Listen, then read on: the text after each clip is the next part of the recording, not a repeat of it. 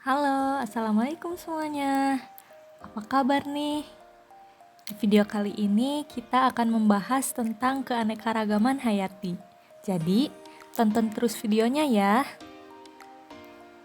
Sebelumnya, kalian pernah dengar nggak sih tentang keanekaragaman hayati? Singkatnya, keanekaragaman hayati merupakan sebutan untuk beraneka ragam makhluk hidup yang ada di bumi. Biasanya, keanekaragaman dapat terjadi karena adanya perbedaan warna, ukuran, bentuk, jumlah, karakteristik, ataupun sifat yang ada pada masing-masing makhluk hidup. Oh iya, FYI, Indonesia ternyata dikenal sebagai negara yang mempunyai keanekaragaman hayati yang tinggi. Bahkan, keanekaragaman hayati Indonesia masuk 3 besar dunia loh bersama dengan Brazil di Amerika Selatan dan Zaire di Afrika. Adapun faktor yang mempengaruhinya yaitu karena Indonesia terletak di wilayah tropis dan Indonesia juga dilalui oleh garis khatulistiwa. Selain itu, Indonesia memiliki suhu dan curah hujan yang tinggi sehingga memungkinkan untuk tumbuhnya berbagai jenis tanaman. Masih berbicara mengenai keanekaragaman hayati, secara total, keanekaragaman hayati di planet kita ini sangat besar dan hal ini merupakan hal yang baik karena semakin banyak keanekaragaman hayati, maka semakin aman kehidupan di bumi ini. Secara tidak langsung, kita mungkin tidak menyadarinya, tetapi nyatanya kita memerlukan adanya keanekaragaman hayati ini.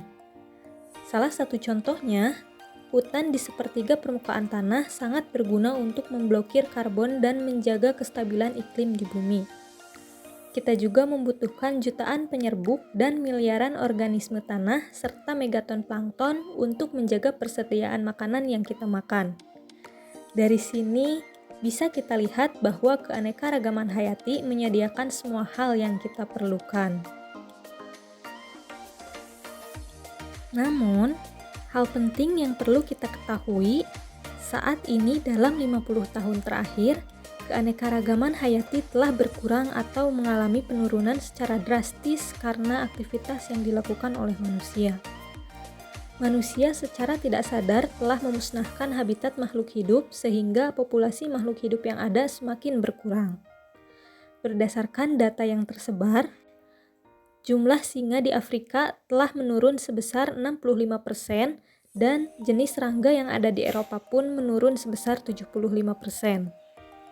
Hal ini perlu kita waspadai karena keanekaragaman hayati telah menurun di mana-mana dan hal ini merupakan bencana yang besar bagi kehidupan di muka bumi karena sejatinya keanekaragaman hayati sendiri sangat berperan penting dalam menjaga keseimbangan ekosistem. Berkaitan dengan ekosistem yang beragam di planet kita ini mungkin tampak seperti ekosistem permanen. Namun sebenarnya ekosistem ini sangat rentan terhadap kerusakan. Hutan bisa saja menjadi gurun, dan terumbu karang bisa menjadi bebatuan tak bernyawa bahkan tanpa adanya bencana besar seperti gunung api ataupun asteroid. Kira-kira apa sih yang membuat suatu ekosistem itu kuat dan seimbang?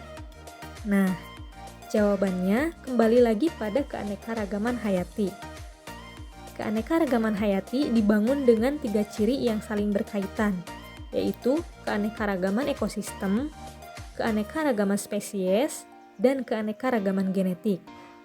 Semakin banyak jalinan antara 3 faktor ini, maka akan semakin kuat ke depannya. 3 ciri yang telah disebutkan tadi membentuk jaringan kompleks keanekaragaman hayati yang sangat penting bagi kelangsungan hidup organisme di bumi. Kita sebagai manusia juga berkaitan erat dengan keanekaragaman hayati ini. Ketika beberapa hal atau ketika ada salah satu yang hilang dari ketiga ciri tersebut, maka keseimbangan dan kesejahteraan akan terancam. Apa yang akan terjadi di masa depan memang tidak dapat diprediksi. Namun setidaknya keanekaragaman hayati bisa memberikan kita asuransi atau pegangan untuk menjaga keberlangsungan hidup kita di bumi. Karena itu, mari kita sama-sama jaga keanekaragaman hayati yang ada di muka bumi ini. Mungkin cukup sekian pembahasan pada video kali ini. Sampai jumpa di video selanjutnya. Bye. Assalamualaikum.